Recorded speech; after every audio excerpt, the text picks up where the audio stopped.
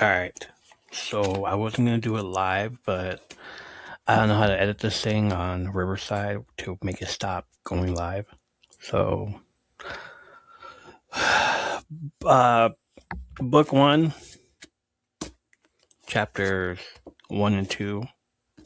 I did it on the other account, on an alternate account on Riverside, and I was able to save it, edit it, and then post it on here on YouTube. But it's on the main page instead of the live page.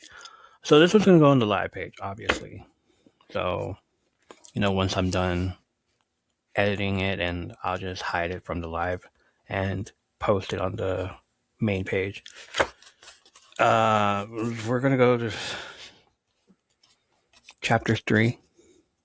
I know I did say up there chapter 3 and 4, but let's go with chapter 3 for right now. Two, I would minimize. I put them both off. All right, so chapter 2, we left off at. Yeah, I know. It's kind of humid out here too. So a couple of things. I'm on book 2 at the moment, chapter 19. Hey, Menace, how are you? And but I bought chapter 8 or book 8. So I'm like, just because, just why not? So chapter 3 so far. Book 1. The moment the door closed, a notification appeared. Tutorial Guild Hall. This is a safe zone. Warning: level timers are still active. I shouldn't have let you in, Mordecai said, wringing his furry hands. I examined the rat creature. He wore a black vest and blue pants. He had a pair of well-worn sandals on his feet. An info box popped up. Mordecai, Rat Hooligan, level 50, Guild Master of this guild hall. This is a non-combatant NPC. Hooligans are the smartest, fastest, and ugliest the rat can race. While not as roided out as a rat brute or as I'm a fireball your ass as a rat shaman, rat hooligans offer the best of both worlds. They are physically strong and they have a decent grasp of magic. Thank you for the heart me. I closed out the box through the door. I could still hear the screech of goblin machinery just outside. I mentally clicked on the first of several information boxes cluttering my vision. Error, you may not access this until you have completed the tutorial. So the AI is just messing with him now. All the boxes disappeared, swooping away into a single folder item that started to blink. I stood in a wide room about the size of a classroom. A fireplace and bed dominated one side of the room. Several shelves dotted the walls on the left half of the room, filled with random objects and a few framed photographs of bird-like creatures. The other half of the room was nothing but a well-worn and oval-shaped gray carpet and an empty desk. A half-dozen classroom-style chairs lay scattered about. I turned back to the door. Is this the only way out of here? I asked. What? Mordecai asked. The rat wasn't paying attention to me. He was focused on the cat. I said, Morty, is this the only exit? It's Mordecai, kid. And yes, of course. Are those green assholes going to still be waiting for me when I get out of here? Donut jumped up on a high shelf and knocked a vase over. Ash spilled out. Mom! Mordecai cried, running to the shelf, shooting the cat away. Shooing the cat away. He reached up to the shelf but couldn't reach. Damn this body. He turned back to me. Can you just grab that thing for me? Get him out of here. Mordecai sneezed. I think I might be allergic. I didn't think he was sneezing because of the cat, but because of the gray cloud of dust that had formed around the spilled ash. Holy shit, man, I said. Be careful, I warned myself. He doesn't seem too tough, but he's level 50. That's gotta mean he's a power bastard. Can you help me? Are they going to wait for me or not? Yes, no, probably. Well, it's complicated. One might wait, but one will definitely go back to their clan and call the others. You smashed that poor goblin's head right in. Give them an hour and the whole family will be out there. Across the room, Donut discovered a fireplace which crackled merrily. The cat sat in front of it, lifted her leg, and started licking herself. Shit. Okay, I said. Don't you dare lock this door. I grasped a handle and went back outside.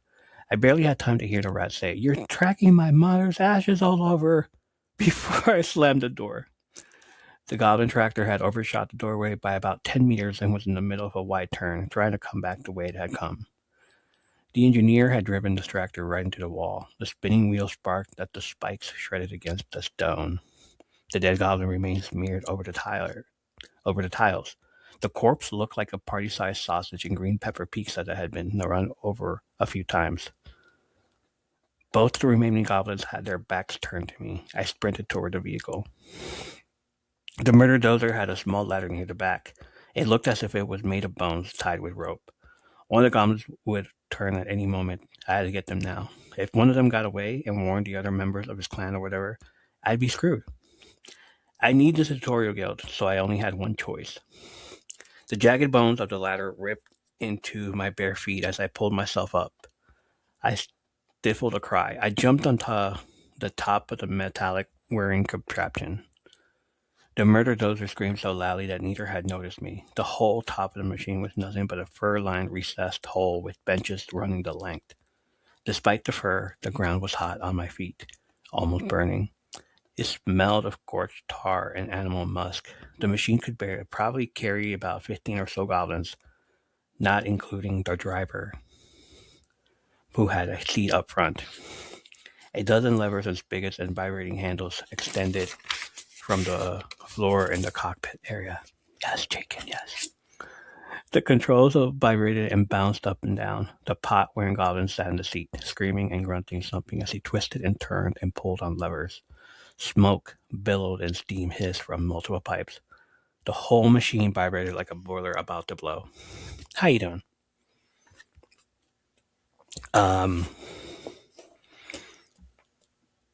Welcome in. Hope you're having a wonderful night. Menace, how was your day? The smooth, rocky ceiling of this tunnel was much lower than the long main hallway leading up the stairs. When I stood to my full height, I could reach up and touch it. Barely. It still amazed me. The idea of an entire world made up of these hallways and paths. I rushed forward and grasped onto the regular goblin, who still clutched his pineapple less thick in his hand. The creature barely weighed anything, surprising me. I picked him up as he grunted in surprise. He unsuccessfully attempted to hit me with his stick. With all my strength, I threw the goblin forward. He rocked out of the passenger area of the dozer. The screaming monster sailed directly over the head of the engineer, who has now only started to react. The flying goblin crashed into the tunnel wall and bounced back, landing directly on the spinning front blades. A spray of red showered over the both of us. The final goblin snarled and quick as a whip pulled a small curved blade from a sheet on his side. He jumped from his chair and rushed at me. Oh crap. The monster moved much more quickly than I anticipated, surprising me. I had to remember this was a different class than the last two, and he was a level higher. 2 levels higher than myself. This was a dumb idea. What was it that B always said? You just jump headlong into things without thinking it through. I kicked at the goblin with my bare foot. With nobody at the controls, the tractor continued to whine and shred at the dungeon wall. The vibrations got worse by the moment. Soon the whole thing was buckling like a washing machine with a rock inside. Because, we all know what that looks like from YouTube videos, right? The goblin was yelling something at me in his guttural language. You're in my world now, I yelled back at him. You need to speak my language, you weird green piece of shit. To my surprise, the goblin grinned. I could tell he understood me. The little monster switched the knife back and forth between hands. You're not speaking your language, he said. You're speaking Syndicate Standard, you idiot slave. They programmed it into your brain. Do you really think you'll survive past? The goblin never finished a sentence as he was distracted with his own soliloquy. I leaped forward, snatched the pot off his head, and clobbed him with it. Sharp little teeth went flying. The goblin stumbled. I smacked him again. He careened off the side of the tractor. His health bar appeared after I smacked him the first time, but it was still well in the green. He splattered to the ground, groaning. His knife went flying. I peered over the edge. The goblin lay on his back. I peered over the edge. The goblin lay on his back. The tractor continued to spin and buck, but it was edging in the opposite direction. The goblin's health was still 3/4 full, but he had the wind knocked out of him. The goblin started to sit up, and I threw the pot at him. To my utter astonishment, I clobbered him right in the forehead. He cried out, his hands reaching to grasp the new wound. Get hit by a freaking pot. Uh, I gauged the distance. It wasn't very far, like maybe 7, 8 feet. I'd done that plenty of times as a kid. Just throw pots at people. What the hell? I jumped off the murder dozer, aiming both feet toward the chest and stomach of the still recovering goblin. I'm not sure if I mentioned this earlier, but this is important information right here.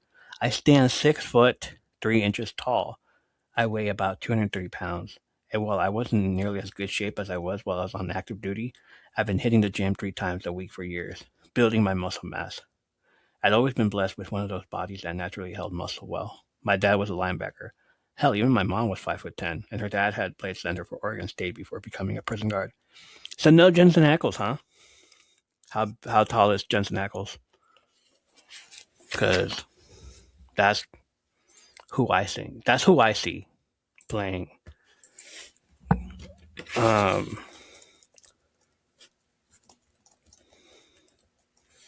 Jensen Ackles. He is 6'1". Oh, so maybe he could do it. That's still him. I still see him as doing it.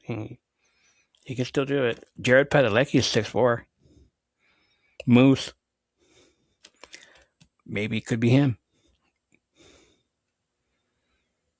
No way Jensen Ackles 6'1", Dylan Bryan is 5'10". And they're yeah, I could see it. Hi. Hey, Sabrina, how you doing? Okay, so maybe it could be Jensen Ackles. I should. Let's continue. So what I'm getting at is that I'm a large dude. I have a lot bulk. The goblin was small, and he had hardly any mass at all. The effect of me jumping onto him from high above was like someone smashing a fat jelly donut with a sledgehammer. The little dude didn't even have a chance. Goo spurted out the goblin from every orifice. The murder dozer started to whine even louder. I looked down at what I'd done and suddenly felt sick to my stomach. More notifications appeared on my screen. A tooltip popped up, appearing in my peripheral vision. I turned to look. Goblin murder dozer, boiler breach imminent.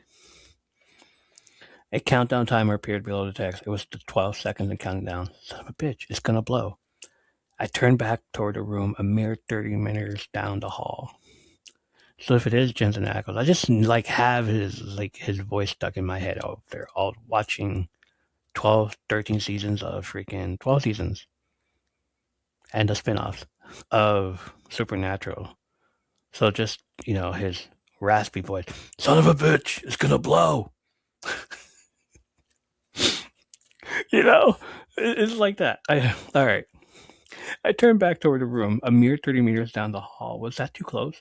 I didn't have time to think about it. I ran slipping and sliding on the tiles as I booked it back to the room.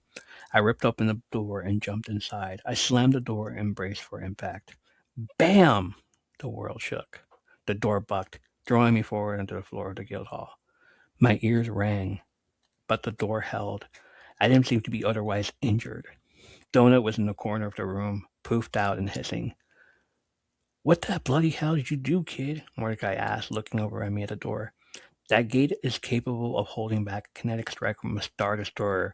I've never seen anything shake it that much. Huh? I said, sitting up. My ears continued to ring. So he's yelling now.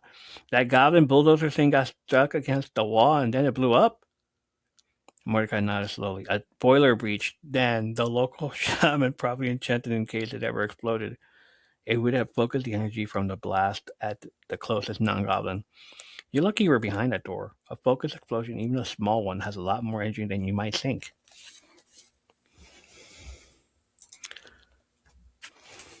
Having decided the commotion was over, Donut left the corner and returned to her spot in front of the fire.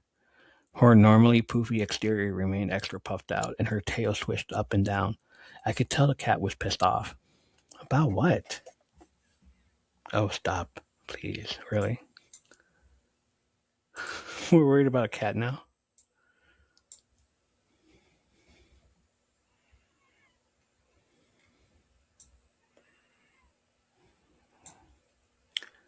Nobody's playing? I'm sorry, I'm looking at the Twitch. Okay, so we're good. Your creature crapped in my mother's ashes, Mordecai said, shaking his head. This is so not worth it. Not worth it at all. So, Mr. Training Guild, I said, leaning against the wall. My feet ached. My heart continued to trash in my chest. I was covered in goblin blood. It felt as if I had a raw hamburger beef stuck between my toes. I shuddered. I need to get shoes. Shoes and pants. See, what's this? I'm calling it episode. I'm calling it episode. Chapter 3. I need to get shoes and pants. Since chapter 1, but still. Since chapter 3, he's been saying he needs shoes and pants. What the hell's going on? What's with the dungeon? Is everyone really dead? How do I work this shit? A million other questions popped in my head. I knew he could probably snap and break me in half, but I had an overwhelming urge to grab the rat man by his stupid vest and shake him until all the answers tumbled out of him. Also, who the hell are you? Why are you here? What's really... Mordecai held up his hands. Okay, slow down, kid. I know you're confused. I've been in your position. All will be explained. That's why I'm here. But before I start, I need to explain something to you too. The rat looked over at the cat, who glared back at him. My name is Mordecai, and I am what's called a non-combatant NPC. Non-playable character, for those that don't know. Gamer speak. I am like I am like you. I'm a person whose world was displaced. This was many, many solars ago. I was a dungeon crawler just like you. I made it all the way down to floor 11, and I knew I would never make it any farther than that. Once you descend to floor 10, you're given several options to exit the dungeon. The deeper you go, the better those options are.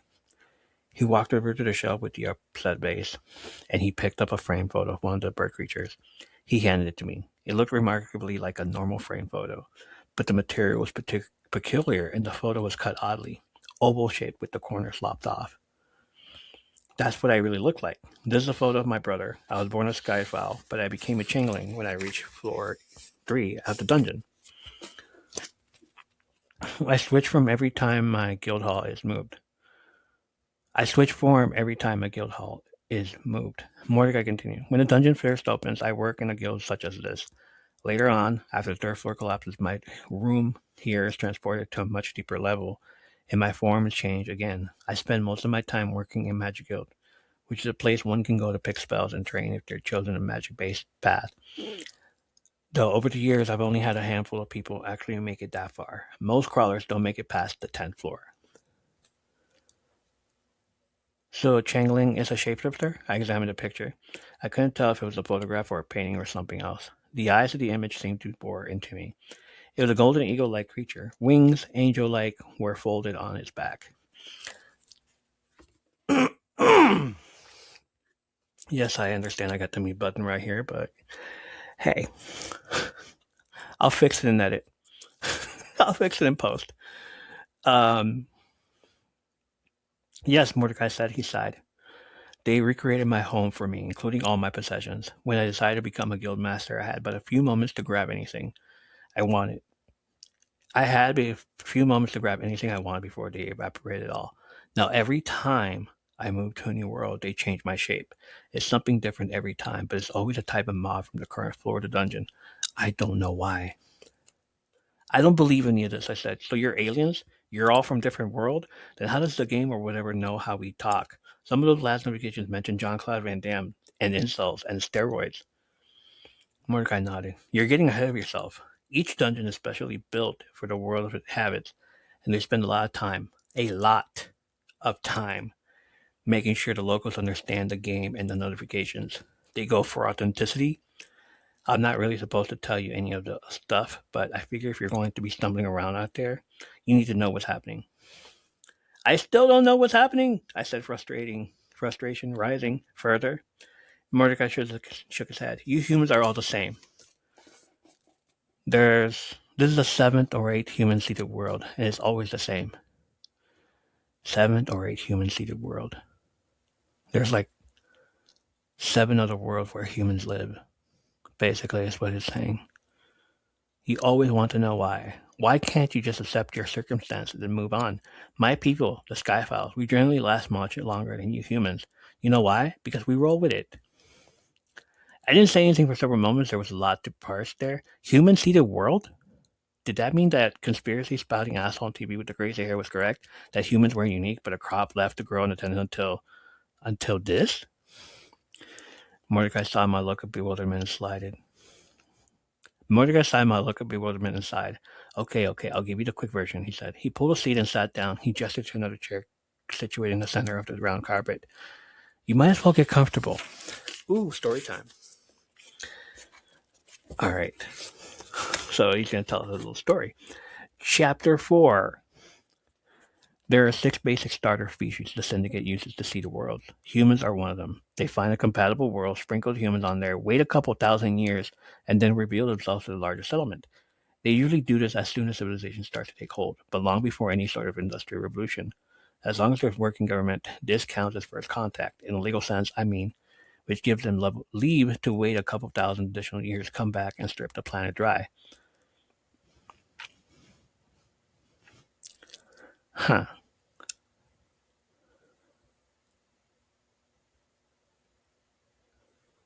They find a compatible, sprinkle the humans on there, so there's... Alright, so later on you'll meet a few people. I'm just like, okay, I see. I see what they're doing. How, I asked. It all happened in a second. Mordecai shrugged. Technology beyond your understanding seems like magic. So as far as you're concerned, in this place, it is magic. It's like the Wizard of Oz movie, but you'll never get to peek behind the curtain. You've seen the Wizard of Oz? Guild masters prepare for years for each new dungeon world, kid. I have been preparing for this longer than you believe. Been alive. The advanced team arrived in your 1930s, I believe. Whenever that book came out, The Hobbit. I left the last system and entered the prep phase in your year, 1964. I knew this world and your custom just as well as you do. Everyone's got to shapeshift into a human and go out into the world. I went to a Blockbuster Video and stole a bunch of James Bond tapes. I was so happy once you guys started digitizing everything. How long have you been a guild master? Mordecai shook his head. You don't even want to know. So anyway, your planet defaulted on claiming Earth as a sovereign entity. You had 50 local years since first contact, and first contact was several thousand years ago. Whenever those pyramid things were built, the Bourne Company has a huge backlog of worlds to mine, and your time is now. So basically, everything pop culture-ish that happens, they're on it. Ooh, movies. Who's a movie buff? Mordecai. Watch these movies. It's like, all right, Wizard of Oz.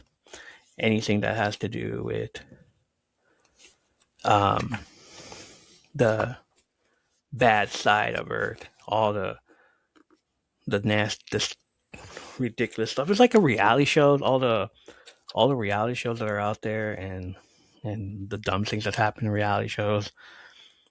Um, Anything that's bad out there, they all take it into account, and they're like, let's create this, let's do this, let's put it into the AI, let's work that in there. Um, so like I said, that this came out in 2020. Um, he was writing it around 2017 because End of the World happens in 2017. So Matt Dinneman maybe was ahead of his time with the AI stuff. Like, I'm going to create an AI, and look what we're doing now. We're doing stuff with the AI and creating different things with the AI. And back here, he's all like, let me create something here. So I love that. But the fact that Blockbuster, Wizard of Oz, 1930s, everything that's happened from the 1930s to now, 2017, um,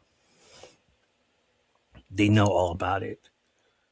Either one person or a bunch of people are like, all right, so here's what's going on. Here's this. AI, talk about this. Reference this, reference that.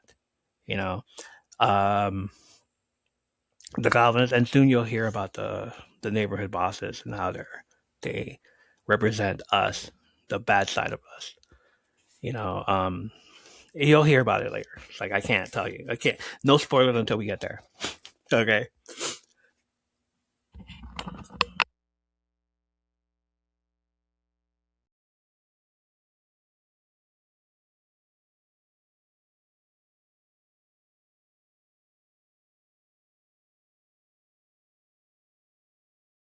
Okay, here we go.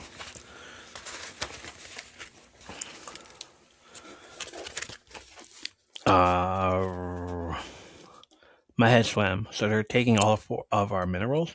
Mordecai nodded. Sort of. Boron deals in rare elements and the like. What they end up mining will fit on a single transport. I don't know too much about that part of the process. The elements involved are unimportant. It's a big universe out there, and there are plenty of places to mine. That's not why they're really here. While Boron does make a profit on the mining, the real money is in the game. The dungeon. How? Are you kidding? The syndicate consists of over 3 billion independent solar star systems. Every season, a new dungeon crawler world debuts across the net. Quintillions of citizens of the syndicate become obsessed with the crawl. Wait, so this is like a TV show, like Survivor? Oh, I love that show. And as far as you're concerned, yes, it's a show like Survivor, but it's more a Running Man situation than Survivor one. There's the whole reality show craziness in there, and then more like movies as well. So it's like they watch Survivor, they watch The Challenge, they watch anything that has to do Amazing Race, anything that has to do with competition shows. They added it in there, and then movies. They reference movies. They reference all that other stuff. I leaned back in the chair. I'm on an alien television show. Holy shit! B had always wanted to be. B had always wanted to be on television. She tried out for countless reality shows. Me, I'd rather have a hot poker stuck through my eye. I briefly wondered where she was and if she was alive. Probably not. I decided it's been just past 5 a.m. in the Bahamas when it happened, which meant she'd probably been asleep in her hotel, probably in bed with that asshole. And if by some miracle she had survived, there's no way she'd have gotten into one of those tunnels. Okay, no spoilers for me, please, if you know what's going on, if you know what's happened to her. But here's my thing. Here's my theory. She's still alive. She's in the dungeon. She's laying low. She's not in the shows. She's not there. And then she shows up later. But she's watching. She's watching the recaps. You'll find out what those mean. Damn it. You'll find out later what it means. But she's watching everything going down. And like, she's still alive and she's hanging out and everything. And she just wants to get back to her cat. And Carl. That'd be crazy if we see her. Not yet. But, I'm on 8. I'm on book 2. But, that'd be crazy if they end up seeing her again. Again, no spoilers. Don't spoil it for me. I don't want to know. But that's just my theory that she's still alive. She's still out there. She's still, doing all this stuff. All right. So there are people watching right now. I asked, looking around. Mordecai put his hands together. I will get to that in a moment. It doesn't look like anyone else is going to be joining us anytime soon. So let's get the tutorial started. Mordecai's right hand glowed for a moment, and I felt a haptic buzz in my brain across the room. Donald hissed and batted the air.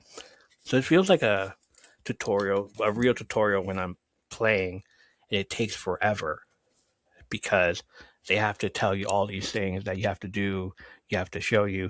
Like, um, what's it called? Marvel Rivals new season came out, so all the streamers started showing us how to use the new character that came out, Devil Dinosaur. So it's like that was the tutorial. Like, all right, this is what you end up doing. This is how you press these buttons, everything. So it takes a while to do that, to understand it, and then you do it yourself. So this is basically the same thing. It takes long. It takes a whole chapter. Um, Across the room, Donut hissed and batted at the air. So Donut is doing the exact same thing that Carl is doing, but I have a paw, but it's a saber over there. Just like, doing all kinds of stuff where it's like, all right, I want this. Oh, I got that. No. Stop talking to me. um, AI, you have been granted access to the crawler menu. My world blinked and several items appeared in my vision. A long green bar, a health bar, I realized, appeared in the top right. It pushed the timer down a notch. That blinking folder remained in my top left. A small mini map appeared in the bottom right. You just received a notification, Mordecai said. That's called a crawler notification. There are a few different kinds, but that type will only be seen by you. There are also system messages, which everyone sees no matter what floor they're on. Those may be in different voices. There are also floor-specific notifications, etc. I have a blinking box in my top left, I said. Those are game and status and change notifications, probably from your fight outside a few minutes ago. Mordecai said, "Don't click it yet. We'll get there. First, I want you to focus on the map on the bottom right. Look right at it, and make sure you're thinking about looking at it." I did as he asked, and the map got bigger, increasing to fill my entire vision. It was a simple blue and gray map showing the hallways and a few random roadways. Most of the area around us wasn't filled in. It only showed the area we'd walked, pushing out about 20 meters in every direction. A green dot sat in the middle, right in the guild. Two additional dots appeared, a blue one and a white one. I focused on the blue dot and a note appeared above it. Crawler, Princess Donut. The white dots were red. Guildmaster, Mordecai. The whole room glowed yellow, and when I focused on it, it read Tutorial Guild. A trio of X's appeared outside in the hallway. I mentally clicked on it. Corpse, level 2, Goblin. I mentally clicked away, and the whole map shrank back to normal. Good, good, Mordecai said. So you're the green dot. The blue dots will always be The blue dot will be other crawlers, white dots will be NPCs such as myself, and mobs will be red. There are a few other kinds, but you'll figure those out along the way. By the way, no other crawlers or mobs can see your menus, but while you're inside the guild, I can see what's on your screen. You are already adept at opening and closing, which is good. Now try focusing on the map again. With your mind, pinch it smaller and then move it across the screen. That way you can customize your HUD. It's like,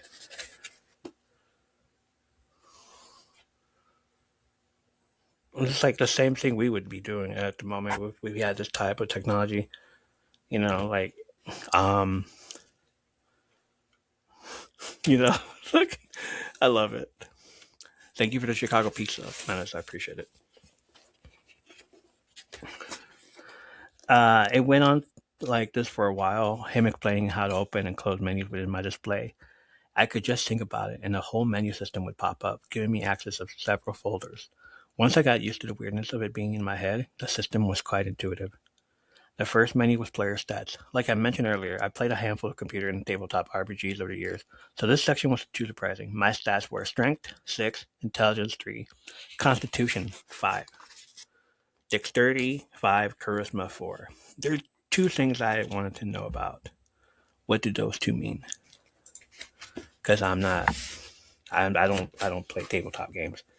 Dexterity, skill in performing tasks, especially with the hands. So his fist. And Constitution,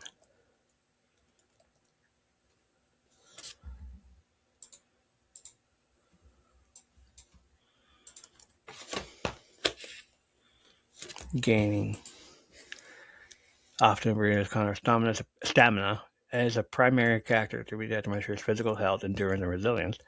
This takes how much punishment your character can take before dying or falling unconscious, playing a crucial role in your overall survivability.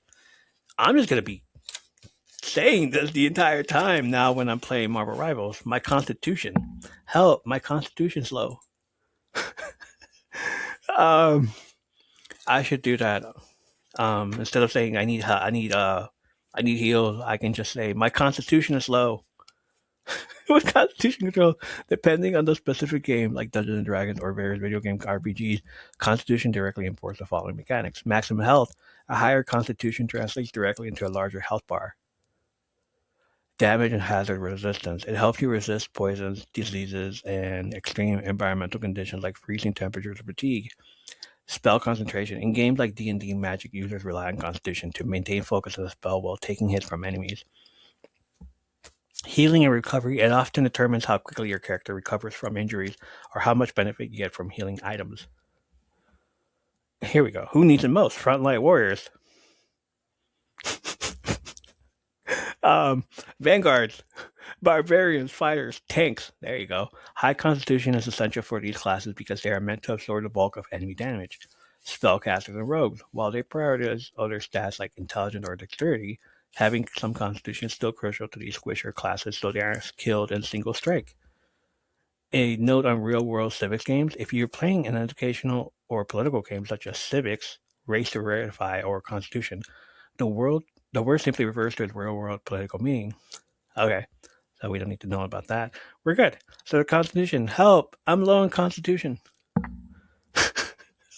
This is exactly what I'm going to say from now on. And you're welcome. All right, let's go back into this. So charisma has 4. Man has no charisma at all. According to Mordecai, I couldn't really adjust these stats. Not yet. I received 3 stats points every time I leveled up, but I couldn't distribute them until I picked a race and class. And I couldn't do that until I reached the 3rd floor down. For now, these numbers went up and down on their own based on my inherent real-life physical and mental attributes. He also added a typical adult human average between 3 and 5 for each of these five stats, so my 6 in strength was good. I could find items and potions that would either temporarily or permanently adjust these numbers, but for now, there wasn't much I could do about them. Why do we have to wait until we go down to the 3rd floor before we get to pick a class? I asked. He shrugged. It takes a lot of energy to run this whole operation. I think they figure if you manage to make it to the 3rd floor, you're worth the investment to transfigure. Class is easy, but changing your race takes some doing. You're being fundamentally changed at the cellular level. That's a lot of effort for someone who's just going to get eaten by a fly trap on the 1st floor. I hadn't thought about it until that moment. I can change it into a different type of creature. If this was a computer game, I'd do it in a second. I never played humans in games, if I could help it. But permanently changing myself into something different, the thought of it made me ill.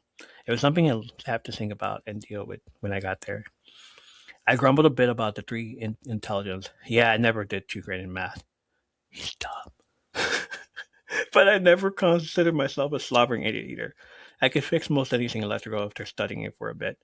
My friend Billy Maloney, now that guy was an idiot. Just last week, he'd come out of a bar and he peed right on a cop's bicycle while the cop was giving someone else a ticket for drunk and disorderly. That guy deserved an intelligence of 3, maybe 2. Billy is dead. He was still in jail. He had a warrant for failure to appear, so they take him in. He's dead like everyone else in the world. I pushed it away. After I complained about my intelligence score to Mordecai, using the Billy example, he said, Intelligence told you that bike belonged to a police officer. Wisdom told you not to urinate upon it. We all have a wisdom stat, but it doesn't appear on that list. It used to, but they discovered changing one's wisdom greatly changed their personality, so it's no longer adjustable. Hey, okay. I do not know what this Billy's intelligence is, but I guarantee his wisdom is not a 5. Worry not about our intelligence of 3 unless you're seeking a magic base class. Your best bet is something that focuses on strength. That mollified me while Mordecai moved me to the next menu. This next screen is the single most important menu in the entire game. Your life depends on these numbers. It was called Ratings. I clicked on it and the list took me aback. Ratings, views, followers, favorites, patrons. 0 on all of them. Alright, minutes. Drive safe, please. Apparently, the first level of the dungeon was off limits to live viewers, so these stats wouldn't move until I descended to the 2nd floor. As of right now, no viewers had access to anything that was going on. However, Borant would release an edited highlights reel over the next day or so. If I managed to get shown during the premiere of the show or any of the regular update episodes, it would be like hitting the lottery. Featured crawlers always gain billions of views and millions of followers right out of the gate.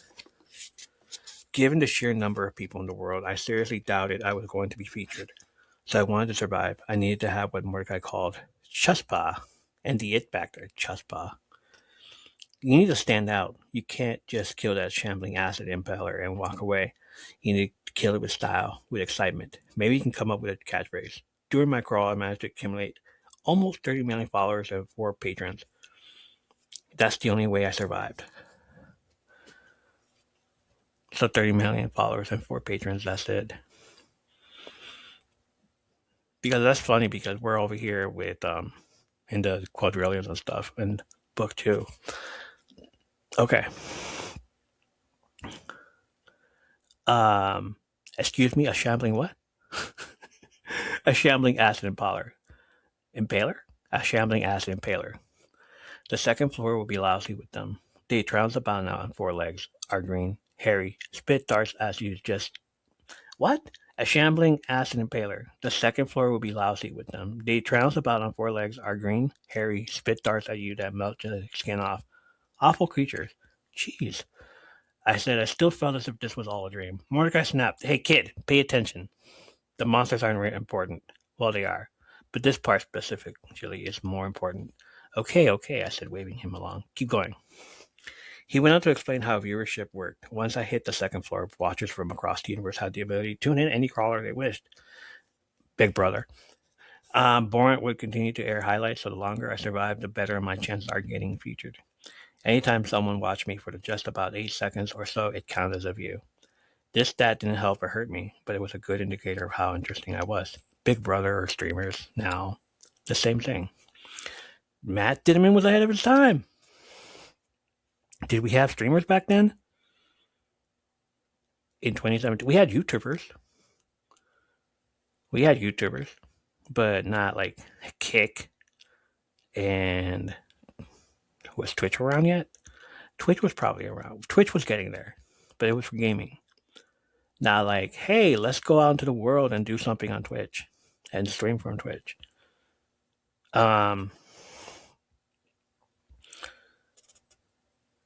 This stat didn't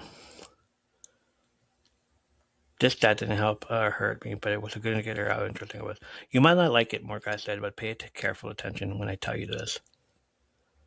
Obtaining patrons is crucial to your survival. There's plenty of great loot in the dungeon that'll help you survive, but the best loot comes from benefactors, patrons. Views lead to followers.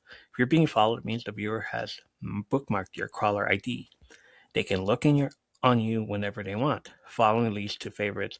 If you're favorited, that's a good thing. It means the viewers are getting live updates on your stats and conditions.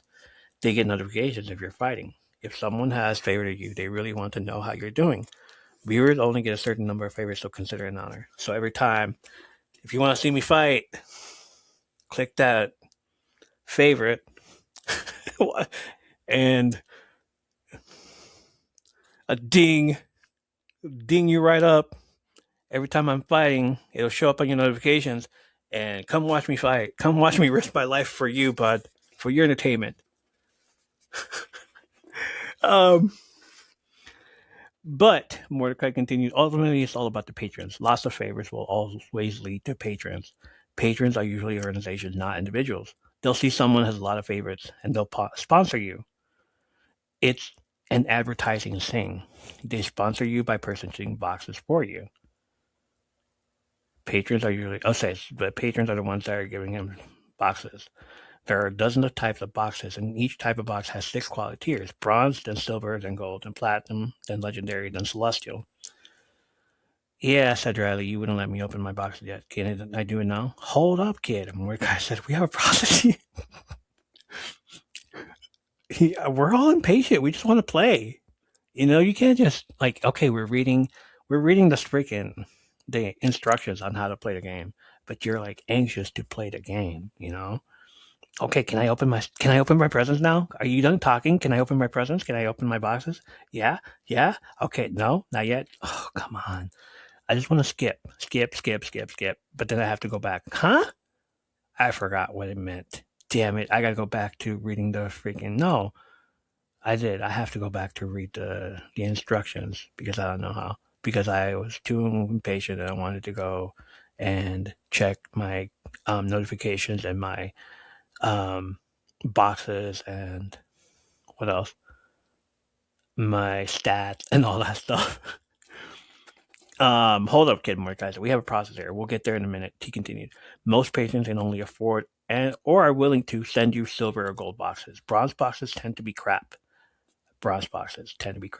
But anything higher usually has some good stuff in it. Some of the richer patrons may even send you platinum boxes, though the cost for them has got to be astronomical. That said, patrons are the only ones who can send what are called benefactor boxes. Those contain the rarest items, so even a bronze benefactor box is better than a plain gold adventure box. A benefactor box may contain items from the patron's home world. You will find a pulse rifle, automated power armor, and any sort of box in the world dungeon, but it's possible to get one from a patron. Does that make sense? None of this shit makes sense. But yes, I understand what you're saying. I'm in an intergalactic game show, and I have to be on an obnoxious show off in order to get eyes on me. And once I do have eyes on me, I might get a loot box with toilet paper in it. Does that about sum it up? Mordecai clapped his right hand. Yes, but toilet paper is complimentary.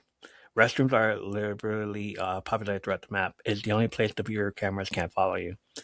Are you serious? Mordecai nodded. Oh, I'm serious. The last dungeon Borat managed to even have rest areas, and the crawlers were pissing and crapping all over the place. Crawlers lose viewers when they're shitting on the middle of the hallway. It's gross. And what does Borat get out of this? Mordecai's demeanor changed. It was a subtle thing, but he stiffened slightly. His voice took on an oddly formal tone. In addition to the mining income we already discussed, the Boring Corporation receives advertising dollars, a stipend from the syndicate government, and a commission of every credit spent by patrons. He waited a long moment, before adding, also, it should be noted that every time a crawler mentions the name of either the stellar government or the organization sponsoring the current crawl, the system AI will record the interaction for review. If it is found a crawler is disparaging either of those two entities, especially while on camera with live viewers, the crawler's experience may be accelerated. What does that even mean? I nodded. Got it. I had no doubt that accelerated means nothing good. We spent the next several minutes going over a few other menu items. I had a health menu like in the other games.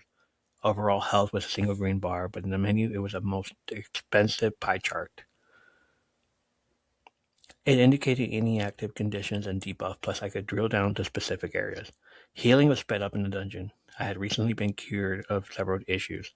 I didn't even know I had, like abrasions at the bottom of my feet and on my hands. Frostbite and the start of an infection from when Donut had bitten me. Health ticked up on its own slowly, based on my constitution level. I need constitution! Also, if I went down to a set of stairs to the next floor, my health points would instantly fill all the way up on their own. Another way to heal myself was via spells, potions, and scrolls, but there was no responding. Dead was dead. After that, my skill menu, this section just went on and on and on. There seemed to be an infinite number of pages. Yeah, I love that. If I didn't have the skill, I couldn't read what it said. It was still listed there, but the words were blurred out. Literally hundreds of pages would scroll by before I saw anything. Mordecai had me change the view to skills I did have, and that list was just as long.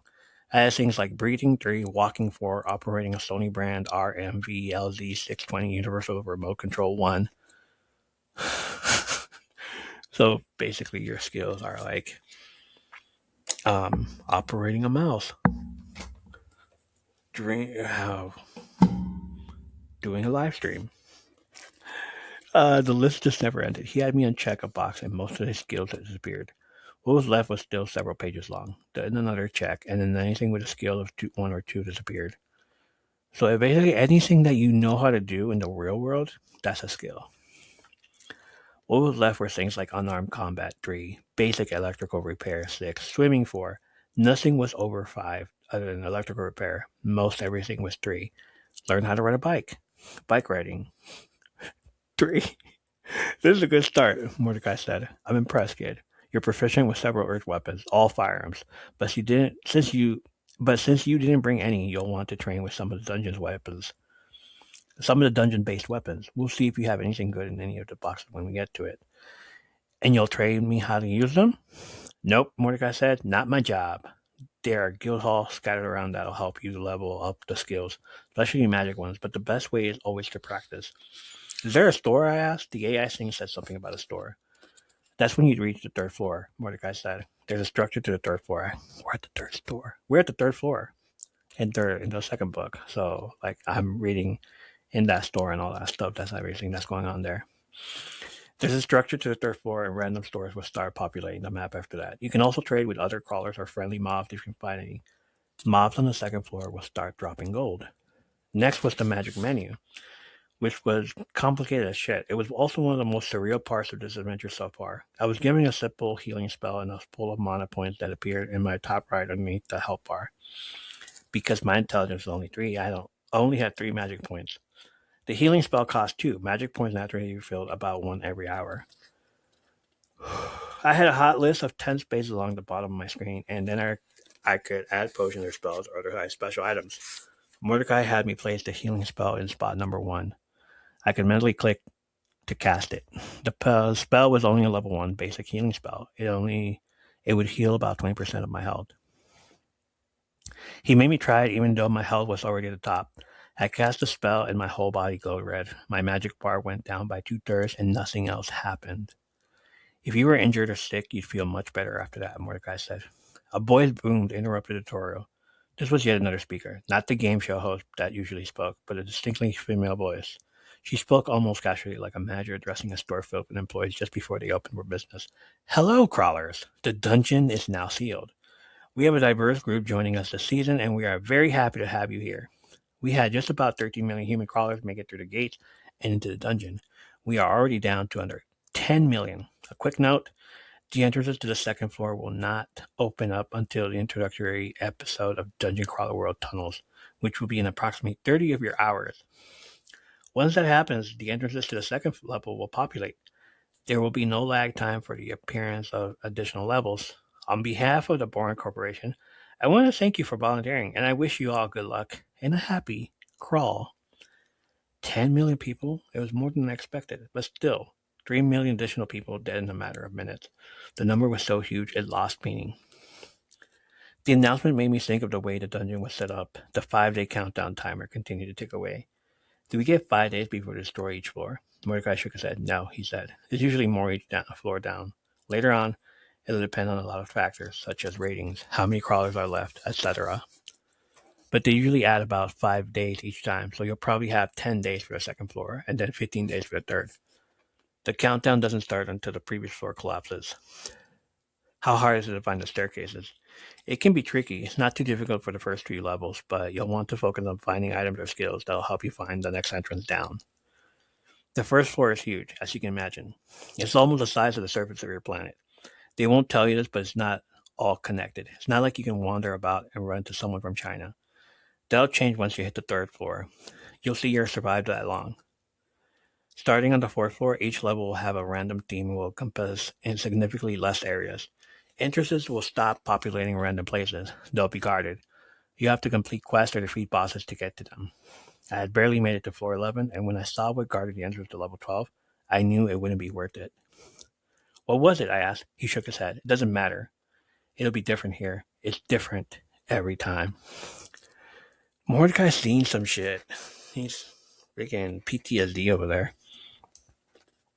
From there, we resumed the tutorial. We went over the party menu. If I had been accompanied by a group of people, we could manage our party in this menu. Party members shared experience and were able to access the group chat feature. Anyone who entered the dungeon at the same time as anyone else was automatically grouped together, and as a result, I had a party of 2, me and Donut. The cat continued to lounge in front of the fire. It appeared she'd fallen asleep. So, my cat, I said. The system had given her a crawler name and designator. Does that mean she's getting all the special achievements and loot boxes too? Yes. Any biological creature above a certain weight who entered the dungeon is assigned a crawler ID, but one needs at least an intelligence of 2 to qualify for training. If you can't do training, your inventory doesn't get turned on, which allows you to access your boxes. Otherwise, they're designated as pets. All the other ones, like wild animals who happen to make it inside, very rarely make it past the first floor. We'll get to the pet menu after we open up your inventory, which is the next step. Now that we put about 20 minutes between my earlier mention of Borat, I want to continue our previous conversation. Before we do that, I have a couple of questions about the people running the show. He paused. What is it? Are they always listening? Listening, yes. Paying attention, not necessarily. They expect a certain amount of gnashing of teeth amongst the crawlers. And we NPCs are required to say the name of the organizers multiple times during the training, so we're mostly ignored. Mostly. You really need to be careful once you start collecting followers. They know you're sadistic ass. They know they're sadistic assholes, but they don't want you saying it on camera. They take their image quite seriously. Even though, like, they're the ones that are doing this.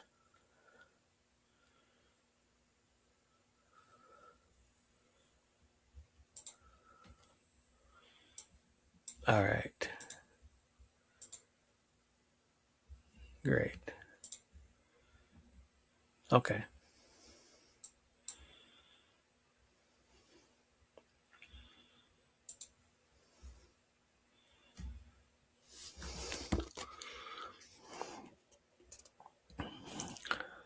Um, I'm no math expert, but when the dungeon opened, there were tons of glowing entrances in my city. They said there were only 150,000 of them seeded around the world. It seemed like too many for my area. They have certain benchmarks they try to reach. The AI closely monitors the launch of the game, but there are loopholes. The entrances are rarely distributed equally. 10 million crawlers upon the ceiling of the dungeon are pretty typical. So, however it happened, it wasn't an accident. Like I said, they spend a lot of time preparing for each dungeon. Yeah, you mentioned that, I said. You've been here for decades? Does this show really only air once every 90 years or so? No, not at all, Mordecai said. Different corporations run each season, which appear about every 2.25 of your years. So, yeah, okay. My employer usually has about 5 forward teams working at any given time, and they get chosen to run a season about 1 in 15. So, with different corporations running each season and different worlds, crawling then is every season vastly different. So with different corporations running each season in different worlds, crawling then is every season vastly different. Yes, the Squim conglomerate chooses a different game completely. For example, it's a battle royale style fight, an entire world, and it also comes down to one champion. It's good for ratings, but it doesn't make them much money, from what I understand.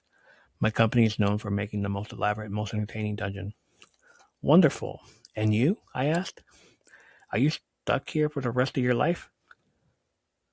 No, Mordecai said, smiling sadly. He looked down at the framed picture of the eagle creature I had placed on the floor. This is my last tour. Once this nightmare is over, I become a full citizen. I receive a moderate stipend, and I am free to make my way into the universe. I will retire, he says. Like, once this is over, I'm out. I'm out, man. That's it. It's my last run, my last hurrah. One more match. Let's go. I'm retiring after this. The retirement package. Here we go. Will you go back to your home planet? No, he said. It's not open to me. What about the people who didn't go into the dungeon on your world? He paused. We really need to get back to the tutorial. Ooh. Okay, but what if someone won the dungeon, made it past level 18? The message said if that happens, they gain control of the world. Maybe your world is under control of one of your people. The rat creature grunted. Remember how I said I made it down to the 11th floor? Yeah. A handful of crawlers over the centuries have made it that far. Once, one once made it down to 13. One. He died within a half hour of hitting the floor. He was a human, like you, but from another human world. That's the deepest anyone's ever delved, kid. Level 13. Oh, man. So a lot to go through. So there's another world with humans in it. That's great. I'm going to go through chapter 5. Just because. Did I forget to do something today? Might have.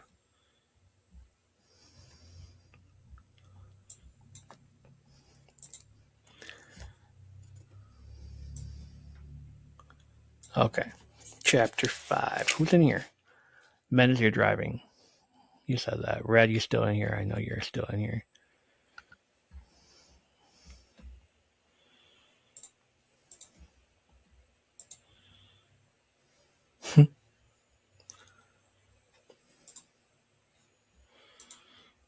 All right.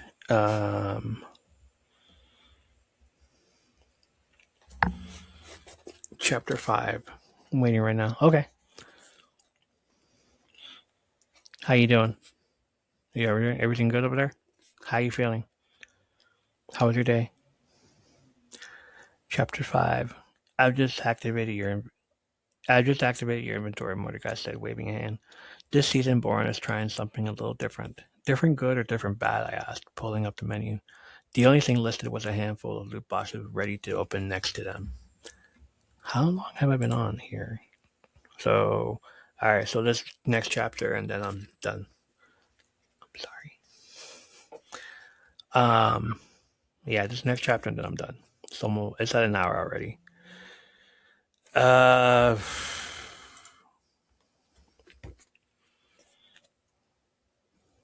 Different good or different bad, I asked, pulling up the menu. The only thing listed was a handful of loot boxes with ready to open next to them. Last season, it was a slot-based system. It allowed one to carry multiple items, but is limited in capacity and has standard weight limits. This season, each crawler is given a dimensional inventory and AI cataloging system. What does that mean? It's a good thing. Basically, unlimited storage, and if you can physically lift it off the ground by yourself for about 4 seconds, you can put it in your space no matter how big it is. The only rule is you can't store living creatures. They will immediately die. Also, the storage is time locked so food doesn't go bad. That's a big one. We had an issue last season with crawlers starving to death, watching thousands of lethargic, unmoving players as they waited a timer to run out. Yeah, it was no good. So Bourne fixed it. Disease and starvation doesn't make for compelling drama. He produced a single glass bottle. It was small, like a third the size of a Coke bottle. It was red with a cork in it. Picked it up and placed it in your inventory.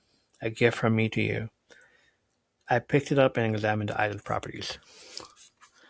Standard healing potion. Increases your health by at least 50%. Doesn't cure poison or other health-deeping conditions such as succubus-inflicted gonorrhea. So remember to rack it up. Remember to wrap it up, bucko.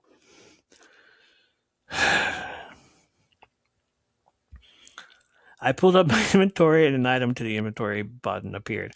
I clicked it and a potion vanished. It appeared in my inventory list, which now had both the potions and the healing submenus.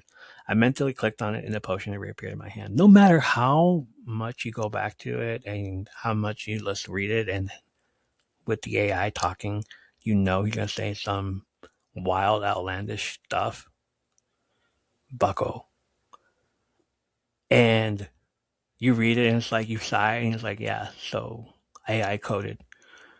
I know. But still, it's like why am I surprised? Why?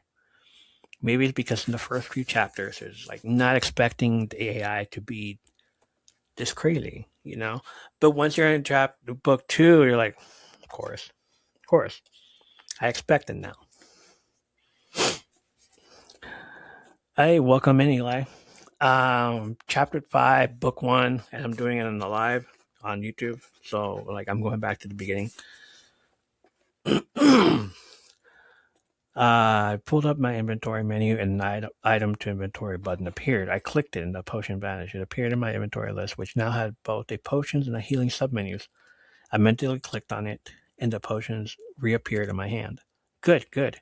If you add the potion to your hot list, you'll drink it without having to actually drink. Remember this, because some of these potions taste like shit. If you straight pull it from the normal inventory, you have to pop the cork and swallow.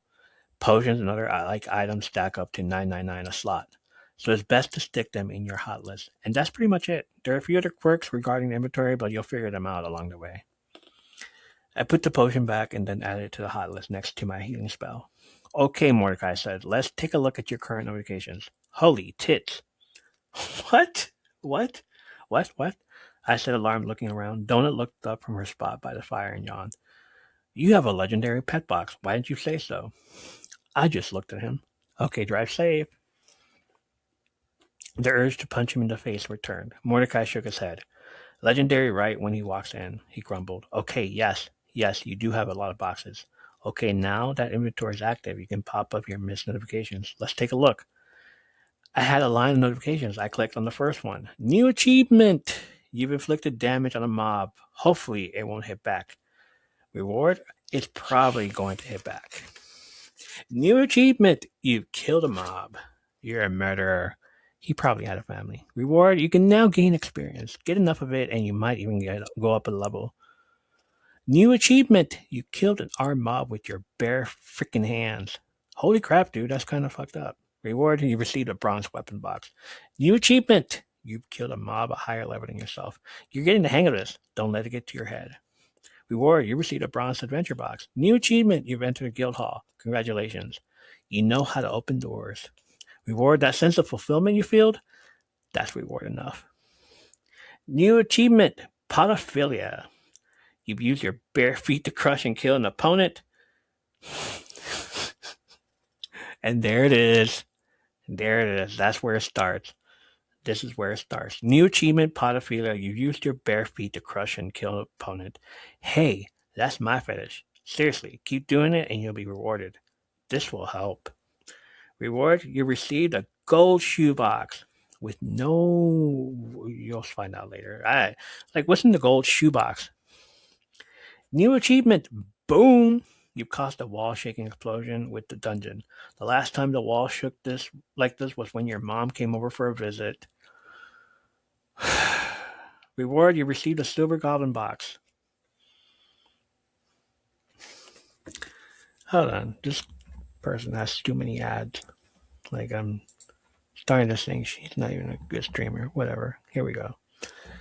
Okay. New achievement, level up, baby. You received enough experience to gain a level. Reward, leveling up. Leveling up is your job. You don't get rewards for doing your job. Do your job. Underneath those were a few additional notifications. You gained a skill level. Pugilism, level 4. The art of beating the shit out of your opponent with closed fist.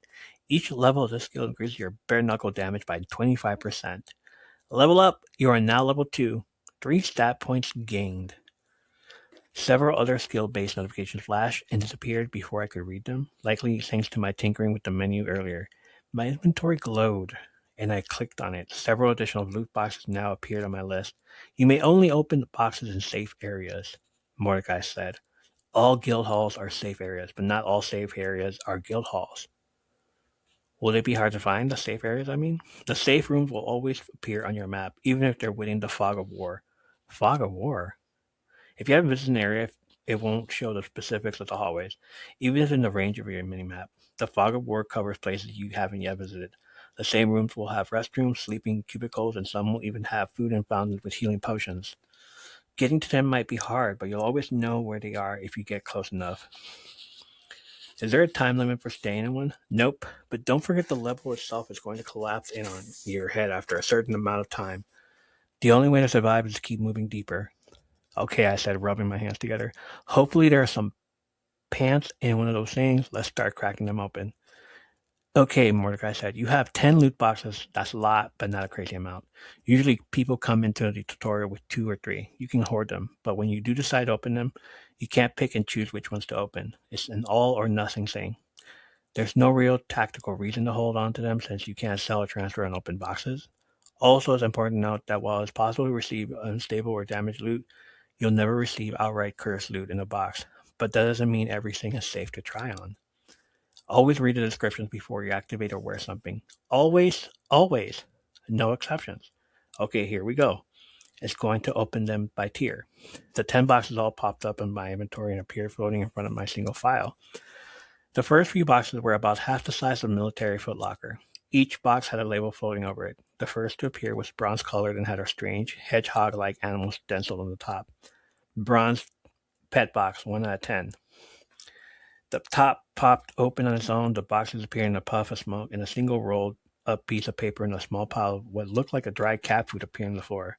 Text appeared above each item. Scroll of healed critter. Pet biscuit. 10 pet biscuits. The item disappeared and entered my inventory. Before I could open the inventory box to read the description of the scroll, the next box appeared. Box Adventure Box, 2 out of 10. 2 Potion of Healing, common fingerless gloves. After that was Bronze Weapon Box, 3 out of 10. Toad Cudgel. The Toad Cudgel was a stick.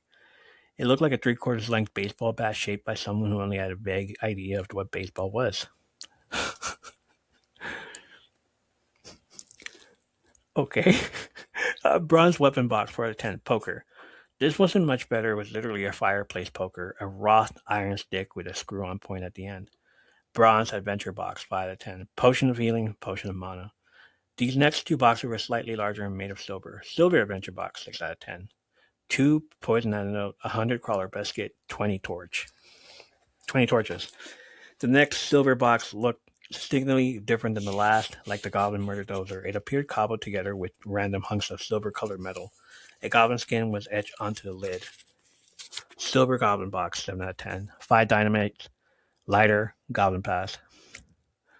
The Goblin Pass took the form of the same goblin-shaped skull from the top of the box. The symbol appeared floating in the air instead of adding itself in my inventory. It flew and smacked up against my inner left forearm. I was still wearing my leather jacket, but I could feel it burning against my skin, like I was being branded. The brand also appeared in the exterior of the jacket. The pain quickly abated and my jacket was otherwise undamaged. It was time for the good stuff. These next 2 boxes were bigger yet and glowed with a golden light. Gold Apparel Box. Enchanted Nightgaunt Cloak of Stoutness. Enchanted Trollskin Shirt of Pummeling. Beside me, Mordecai gasped the moment the 2 items appeared. I hope that was a good thing. Gold Shoebox. Enchanted Toe Ring of the Splatter Skunk. Toe ring? A toe ring? I need shoes, damn it, not a toe ring. What if the toe ring just like, will you marry me? freaking fiance AI is like, I like your I like your feet. Let me marry you. I was so irritated by the prize, I almost missed the opening of the final box. The legendary pet box had the same symbol edge on it as the bronze pet box, but this thing was 3 times the size. It was made of alternating intricately carved silver and gold patterns. Clockwork gears spun with a ratcheting click, click, click as the box opened. A musical fanfare sounded. Legendary pet box, 500 pet biscuit, enhanced pet biscuit. That's it? I said as the final prizes pushed back into my inventory. What the hell is an enhanced pet biscuit? Mordecai was looking between me and Donut. Yeah, kid, you'll want to give your cat that biscuit right now while you're still in the guild. What does it do? I asked. I pulled it out of my inventory. It looked like a cat treat. It was small, smaller than my fingernail. Brown, hard, and round with a crumbly texture. I doubted I'd be able to get Donut to eat it. While the cat was always stuffing her face with food, Bee insisted on giving her wet stuff even though it got all over her face. Donut turned her nose up at almost everything else. I examined the treats after each. Enhanced pet biscuit. So it looks like a regular pet biscuit. It's not. Feed to your pet at your own risk. What's the worst that can happen? Hmm. What does it do? I asked a second time. The effects vary, he said. Regular biscuits feed pet-based classes for a full day. The pets find them delicious. They smell them, and they'll just gobble them up.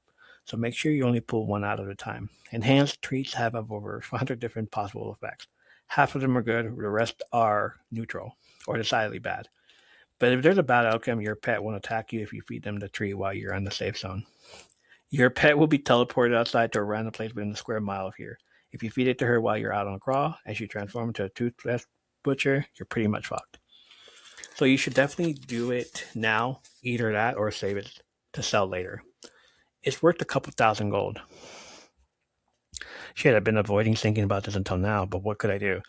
Donut was a damn cat. It wasn't like she was a mastiff or anything, some sort of pet I could use as protection. Even if I could get her to follow me in the first place, she'd be more liability than anything. I felt an obligation to her. I was all she had left in the world. It wasn't logical. I knew. But if I could sell this tiny little tree for a lot of money, I could buy some really useful items, like shoes and pants. I rolled a cat treat in my fingers. As awful as it would be best to. Ow! I cried as Donut leaped up and ate the tree right in front of my hand. Splat! The moment the cat hit the ground, she was transformed into a wet mess of flesh. She splattered like a hunk of hairy jelly water. Donut! I cried. What the hell happened to my cat? Waiting. Waiting. Appeared over the quivering, shaggy mass. Mordecai said, coming forward to poke at the blob with his foot. It wiggled. Transformation? Your creature is being changed somehow. It didn't teleport away, so it's not considered a negative result. Looks like we'll have to wait. I've seen this before a few times. It won't be long. Maybe 5, 10 minutes. Okay.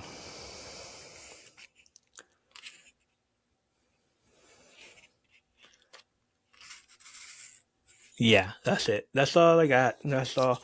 We're going to do 6 tomorrow or some other time. Maybe next week. But yeah, I'm just going to leave it there. What happens to the cat? We'll just have to find out and wait and see some other time. Not tonight. Um, Thank you for stopping in and hanging out with me. I'm not leaving here. I'm leaving here. Thank you for stopping in and hanging out with me and reading book 1 again. Um, it was fun. Like I said, no spoilers, please. If you're into it, if you're reading it, if you're going through it, if you're reading it again and again and again. But yeah. Let me know what you thought of this. I'm just gonna leave it on here on live as well. Might as well. I'm not there. Yeah, there's no editing. I'm not gonna edit it. That's gonna be too much of a job.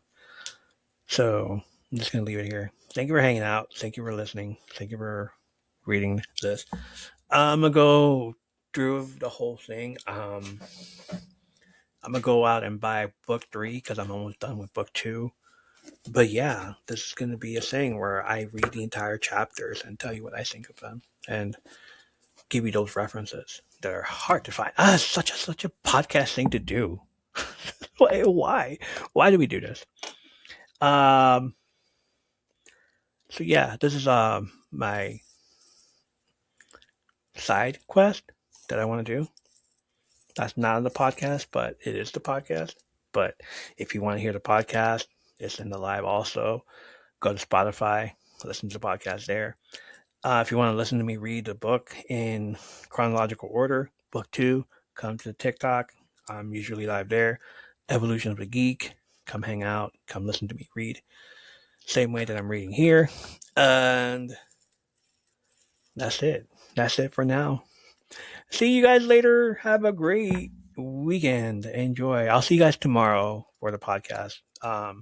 Episode 295, 294, somewhere around there. Yeah, it's somewhere. I'll be doing that. We'll be doing the podcast. All right. Have a fun time. Y'all be great. Be safe.